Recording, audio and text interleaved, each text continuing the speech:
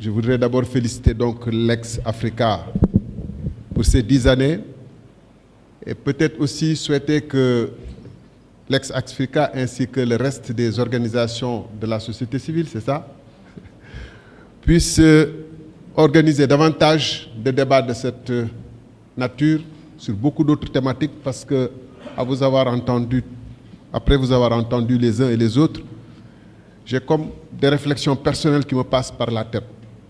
Contrairement à Diatou, je dirais que Diatou Cissé,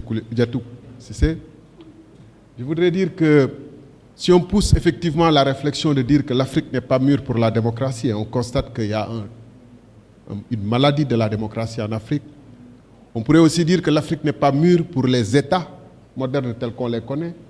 Et on pourrait faire une longue réflexion, une dissertation dessus, rien qu'à commencer par voir ce qui se passe sur la corniche où on a tout pris, le domaine public maritime, tout, il n'y a plus de loi, il n'y a rien. On pourrait aussi dire que l'Afrique, comme disait Axel Kabou, refuse le développement. Et finalement, qu'est-ce que l'Afrique accepte? Quelle greffe l'Afrique accepterait? Je ne suis pas aussi pessimiste que le docteur Nongosila, que je salue au passage, en disant que peut-être bien que c'est le contexte et les hommes et les valeurs, et là je rejoins le docteur Ndiaye, qui expliquent les échecs de nos expériences.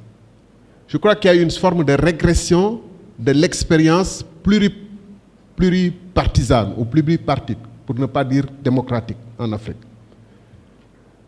Le Parti socialiste de Senghor, que nous avons, nous jeunes, abordé à l'époque, fonctionnait de manière beaucoup plus démocratique que tous les partis qui s'en ont suivi jusqu'ici, y compris peut-être la République des valeurs, que j'ai l'honneur de partager. Parce que je n'ai pas entendu, après vous me partagerez votre réflexion, parce que dans le contexte dans lequel s'est créé ce parti, ce n'était pas le parti de Senghor, c'était le parti d'une frange de la population sénégalaise, d'une certaine élite sénégalaise qui aspirait à prendre part à la gestion du pays, y compris les syndicalistes, des milieux maraboutiques, des milieux paysans, des milieux enseignants. Et Senghor ne pouvait pas, dans un congrès du Parti socialiste, imposer sa vue comme le ferait aujourd'hui le président actuel avec la paire que j'ai participé aussi à créer, aussi facilement que de choisir son successeur et de l'imposer au vu et au su de tout le monde. Pourquoi on a connu cette régression? Je ne crois pas qu'il y a eu l'intervention de puissances étrangères. Il y a eu comme un délitement de notre société et de nos acteurs politiques. Je vais aller plus loin. Je pense que le référendum de 1958 offrait quand même des conditions relativement démocratiques de prise en charge, relativement, je dis. Parce que la Guinée, où il y a un syndicat fort et des hommes politiques forts et un mouvement puissant d'aller vers les indépendances, la Guinée a su s'affranchir avec 96 ou 97,16%, quelque chose comme ça, 97% pour le non. Au Sénégal, nos élites maraboutiques, religieuses, syndicales, ont choisi, bien sûr, influencés par De Gaulle, Mesmer et tous les autres qui étaient venus, ont choisi de voter à 96,97% pour le non, c'est-à-dire la poursuite de l'expérience coloniale. Vous me direz qu'au Niger, Djibo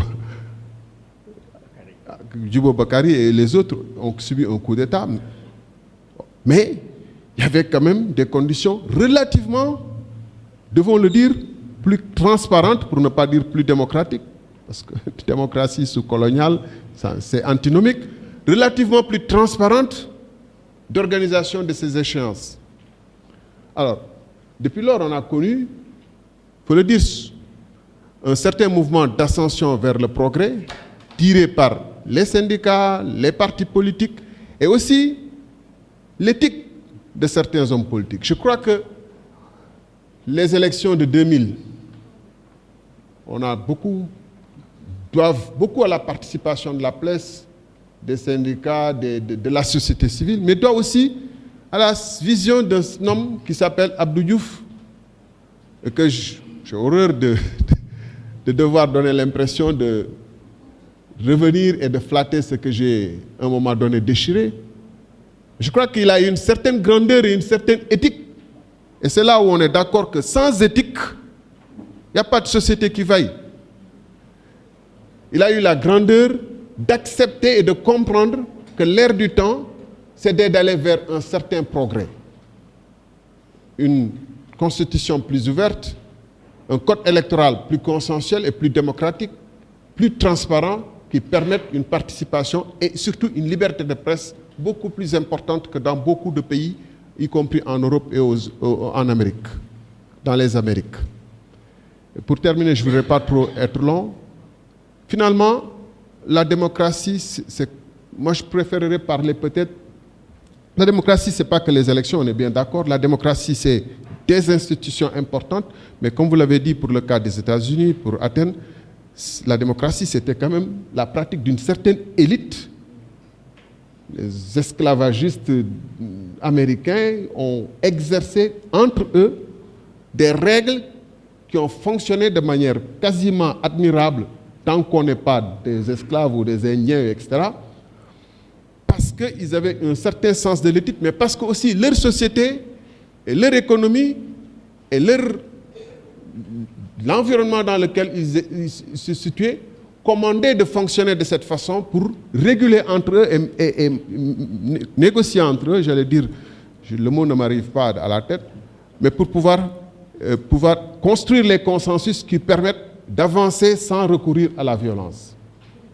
Nous, notre problème majeur, c'est qu'on n'a pas su sécréter, à mon avis, dans nos pays, des élites qui vont au-delà des politiques, mais qui concernent les universitaires, la presse et autres, qui posent les problématiques qu'elle a posées tout à l'heure et que nous posons, qui essaient de trouver un cadre consensuel dans lequel on définit de nouvelles règles que les politiques vont appliquer parce qu'il y a une surveillance de ces élites, journalistes, syndicalistes, etc., universitaires, pour pouvoir amener les politiques, dénoncer les politiques, s'approprier les politiques, proposer des politiques pour questionner ceux qui dirigent.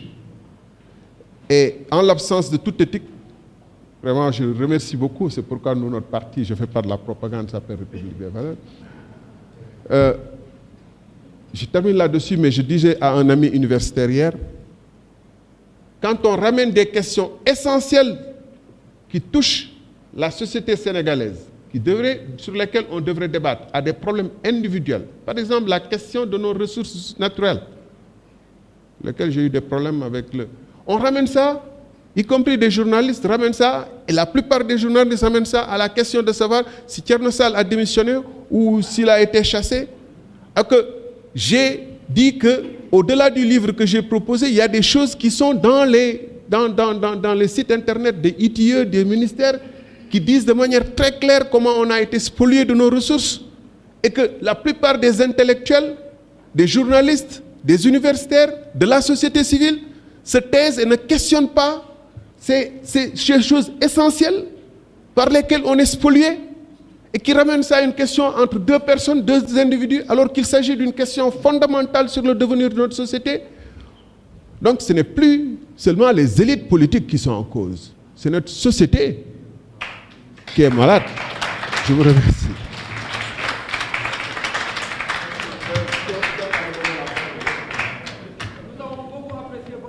Je salue vraiment, j'ai oublié un dernier mot.